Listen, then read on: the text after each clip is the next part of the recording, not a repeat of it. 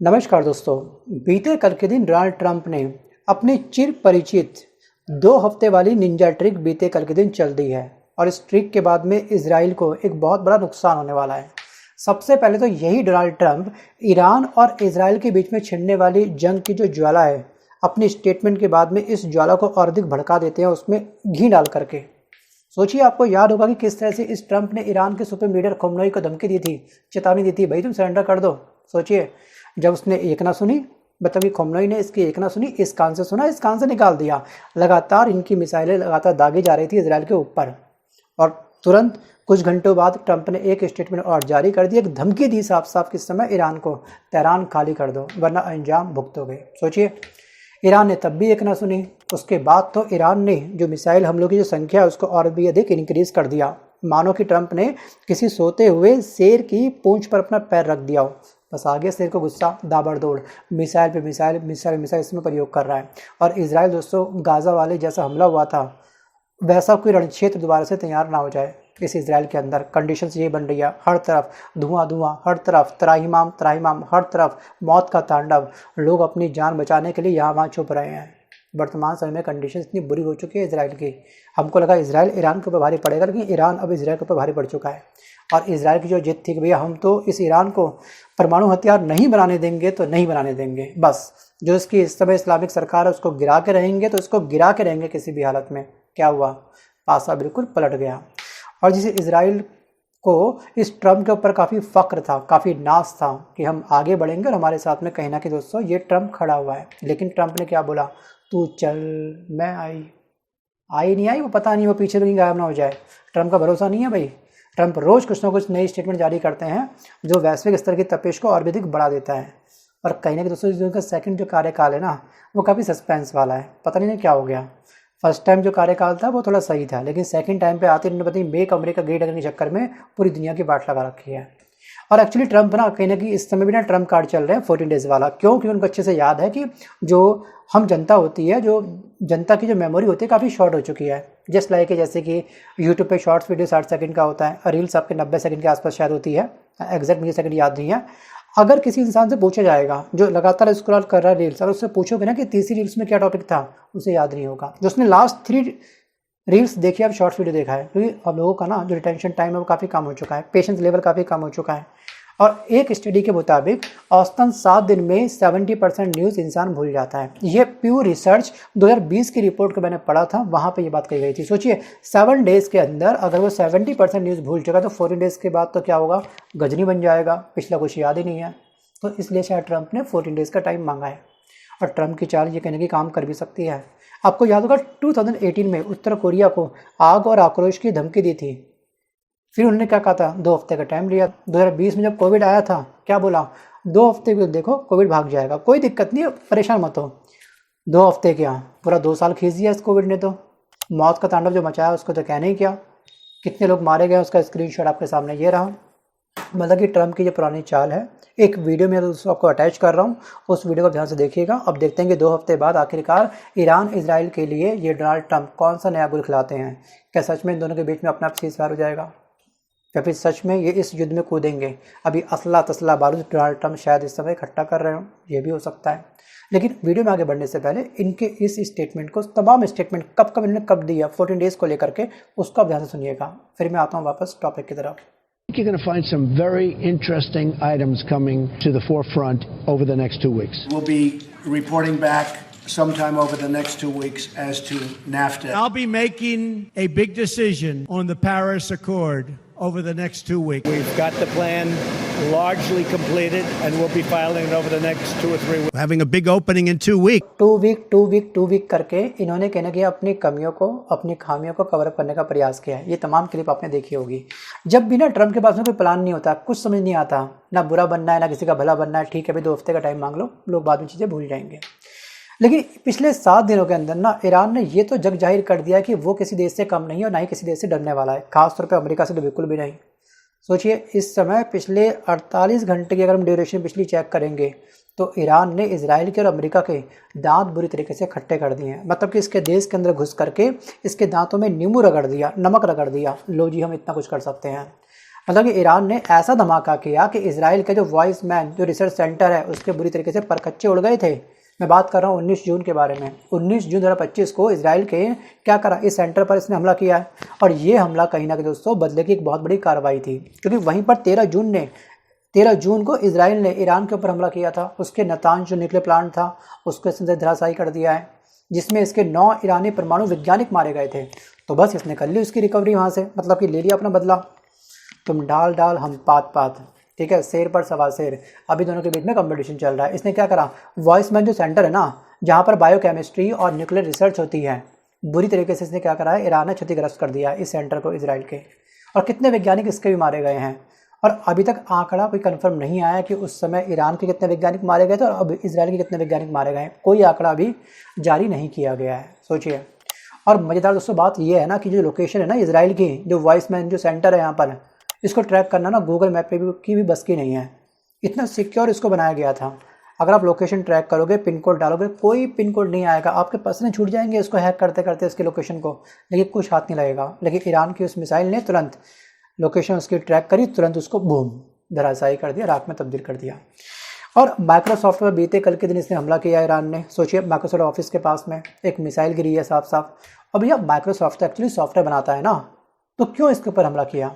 Actually यहाँ पर Tehran times ने ये दावा किया है, मतलब कि 20 जून को एक ईरानी मिसाइल इजराइल के इस स्थान पे गिरी है जहाँ पर माइक्रोसॉफ्ट ऑफिस था। और ईरान ने अब ये आरोप लगाया भी, जो उससे पूछा कि आपने हमला इस स्थान पे क्यों करा भाई, माइक्रोसॉफ्ट कंपनी ने क्या बिगाड़ा है। तो उसने साफ साफ ये बोला है कि ये कहीं ना कहीं जो इजराइल वाले हैं, कहीं ना कहीं इस माइक्रोसॉफ्ट ऑफिस के अंदर AI based missile tracking technology develop कर रहे थे, इसलिए हमने उसको टारगेट किया, उसको धराशायी करने का प्रयास किया। सोचिए ये हाल है। मगर माइक्रोसॉफ्ट ने इस पर अपना कोई बयान नहीं दिया है और इजरायली मीडिया ने और इसके बारे में कुछ खास नहीं बोला है। बट मिसाइल ने आसपास के बिल्डिंग को बहुत बड़ा नुकसान पहुंचाया है। काफ़ी लोग इसमें घायल हुए, काफ़ी लोग इसमें मारे गए हैं। और मज़ेदार कमेंट दोस्तों हम कह सकते हैं कि इस न्यूज़ में शायद अब ये हो सकता है कि ईरान ने माइक्रोसॉफ्ट को बोल दिया भाई वर्ड और जो एक्सेल छोड़ो, अब आप मिसाइल के कोड तैयार करो भैया, हमको आवश्यकता है मिसाइल की कोडिंग की। और माइक्रोसॉफ्ट ऑफिस के पास हमले में 18 से ज़्यादा लोग आसपास घायल हो चुके हैं। और अब तक इजराइल का जो कुल नुकसान हुआ है इस हमले के बाद $572 मिलियन के आसपास ये इसका नुकसान हुआ है। 572 मिलियन एग्जैक्ट डाटा दोस्तों यही है। और बीते कल के ही दिन इस ईरान और इजराइल के युद्ध में एक बहुत बड़ा ट्विस्ट आया है, वो है क्लस्टर बम का खौफ। और क्लस्टर बम सुनकर लगता है कि कोई छोटा मोटा बम होगा, लेकिन दोस्तों ये वो बम है जो बमों का पूरा खानदान लेकर के अपने साथ चलता है। यानी कि यहाँ पर एक मिसाइल के अंदर 100 छोटे बम भरे होते हैं जो गिरते ही यहाँ वहाँ बिखर जाते हैं। और कुछ तो तुरंत फट जाते हैं, लेकिन कुछ अपनी मर्जी के हिसाब से फटते हैं। मतलब कि अगर दो देशों के बीच में अगर किसी एक देश ने दूसरे देश के ऊपर क्लस्टर बम छोड़ दिया और उन दोनों देशों के बीच में सीज फायर हो गया, तब भी शायद उसके बाद में भी बम फट सकता है। यह है क्लस्टर बम की खास बात। अब दोस्तों यहाँ पे ना इजराइल ने यह दावा किया है कि ईरान ने बरसोवा में क्लस्टर बम का इस्तेमाल किया है, जिससे आवासीय इलाकों में भारी नुकसान हुआ है। और सबसे बड़ी बात यह है कि 111 देशों ने क्लस्टर बम पर बैन लगाया था, TT में साइन किया था, लेकिन अमेरिका, ईरान और इजराइल ने इस पर साइन नहीं किया था। इनके पास मैन्युफैक्चरिंग शायद क्लस्टर बम की होगी तगड़ी मात्रा में, वो उसे क्यों जाया करेंगे भाई, हम तो नहीं कर रहे साइन, हम तो इस्तेमाल करेंगे। तो ईरान ने इस्तेमाल कर लिया, भैया ये लो खेलते हैं क्लस्टर बम। भैया सीज फायर के चांस हमारे बीच में है ही नहीं, अब तो आर होगा या पार होगा। तुम्हारा दोस्त तुम्हारा साथ दे नहीं रहा है। 10 दिन का तुम्हारे पास केवल हथियारों का स्टॉक पड़ा हुआ है, जिसको हम और जल्दी खत्म कर देंगे। कहीं ना कहीं आप 10 दिन बोले, हम 5 दिन में आपको कंगाल कर देंगे हथियारों से। ये ईरान का दावा है शायद इजराइल के ऊपर, इसलिए उसने क्लस्टर बम छोड़ दिया। सोचिए क्लस्टर बम इतने खतरनाक हैं कि युद्ध खत्म होने के बाद भी क्या हो सकते हैं, फट सकते हैं। ये हाल। और इस युद्ध के बाद ना कहीं ना कहीं इजराइल की जो GDP है वो 3.5% पर सिमट के रह चुकी है। मतलब कि इसकी ग्रोथ रेट भी क्या हो रही है, अब डाउन हो रही है। और यहाँ पर जो इजराइल है, इजराइल ने, आपको याद होगा कि गाज़ा में ये बम बरसाता था, आज उसकी अपनी सड़कों पर गाज़ा जैसा बंजर बन चुका है, रणक्षेत्र दोबारा से तैयार हो चुका है गाज़ा जैसा। और लगातार हर तरफ क्या हो रहा है, बॉम्बार्डिंग, धुआं, हर तरफ तराहीमाम, मौत का तांडव यहाँ पे मचा हुआ है। सोचिए यहाँ की आम जनता के अंदर बहुत बड़ा डर पैदा हो चुका है। इजराइल के जो लोग हैं ना, वो मेट्रो स्टेशन और पब्लिक शेल्टर में छिप रहे हैं, क्योंकि ईरान ने ना कभी भी सिविलियन को टारगेट नहीं बनाया है। और इनको पूरी उम्मीद है इजरायली जनता को कि कहीं ना कहीं दोस्तों ये हमारे ऊपर हमला नहीं करेगा, ना तो मेट्रो पे कभी हमला करेगा, ना ही कहीं दोस्तों जो पब्लिक शेल्टर होते हैं वहाँ पे हमला करेगा। मतलब ईरान ने ना युद्ध का एक डेकोरम बना के रखा हुआ है। कुछ लोग तो मेट्रो में सो रहे हैं सोचिए, और यहाँ पर जो इस समय इजराइल के जो टॉप लीडर हैं उनका कुछ और ही चल रहा है, जिसके भरोसे वो बैठे हुए हैं वो उनका साथ नहीं दे रहा है। जी हाँ, अमेरिका ने इजराइल को बीच मझधार में कहने की छोड़ दिया है। 14 डेज़ बाद देखता हूँ, तू चल मैं आई, नहीं आएगा भी नहीं आएगा शायद, कुछ नहीं भरोसा इसका, क्या होगा चमत्कार हो जाएगा 14 डेज़ में क्या। तो अपने हथियार तैयार कर रहे हैं, पर्ची निकाल रहे, तुम्हें पर्ची नहीं आई ढंग से, किसी बाबा ने आपको नहीं बोला कि युद्ध में कूदो, एक काम कर जब बाबा जी परमिशन देंगे तब हम आएंगे युद्ध के अंदर, सोचिए। और इनका अलग ही कुछ चल रहा है। अब 14 दिन के बाद में क्या चमत्कार होगा वो चलेगा पता हमको आने वाले समय में। बट डोनाल्ड ट्रंप ने 14 डेज़ की मोहलत मांग करके या फिर लोगों को 14 डेज़ का टाइम दे करके या फिर दोनों देशों को 14 डेज़ का टाइम दे करके अपना ट्रम्प कार्ड चल दिया, अपने कदम पीछे कर लिए हैं। इनकी निंजा ट्रिक कितनी काम करेगी वो चलेगा पता आने वाले समय में। बट हमको सिनारियो फिर सर्कमस्टांसेस देख करके यही लगा था साफ साफ कि शायद अब अमेरिका इस युद्ध में कूद चुका है। लगातार जो उनके स्टेटमेंट दे रहे थे, धमकी दिए जा रहे थे ईरान को लगातार, और अमेरिका ने F-16 जो जेट से जब सऊदी अरब में भेजे थे, हमको यही लगा था।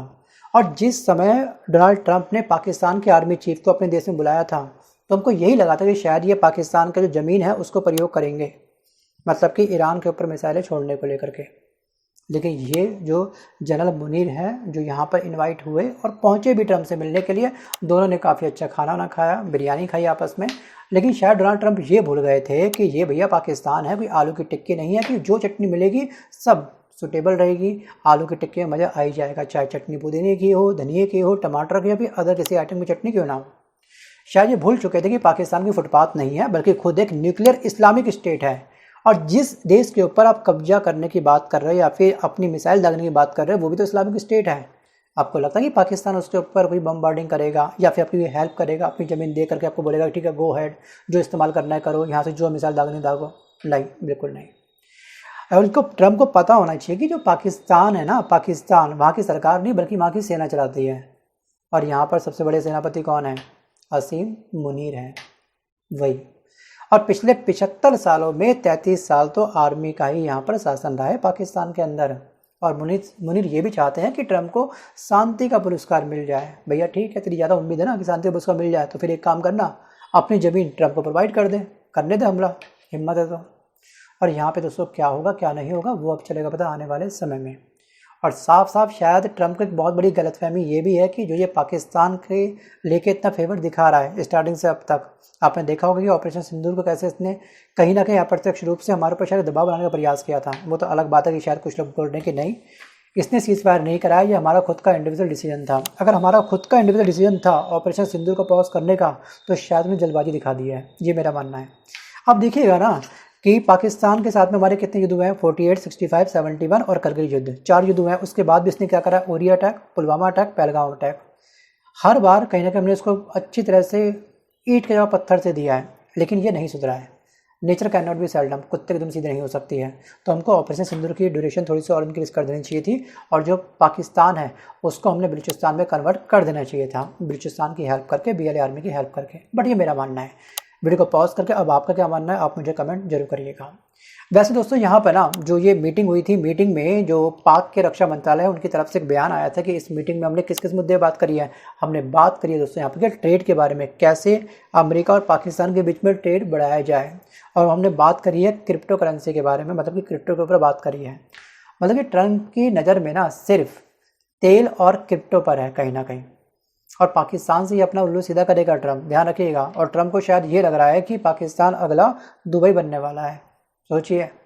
और ट्रंप की ये चाल वैसे ही जैसे कोई फाइनली पकोड़े वाला ये बोले कि भैया मैं 2 मिनट के अंदर ना ईरान इजराइल का वॉर रुकवा सकता हूँ या फिर रूस यूक्रेन का युद्ध रुकवा सकता हूँ। ये तो वही बात हो गई। भाई सोचिए आप क्या कह रहे हैं, आप किस देश से बात कर रहे हैं जो खुद कंगला है, हर बात पे कटोरा लेके के IMF के पास पहुँच जाता है, IMF उसकी झोली भर देता है।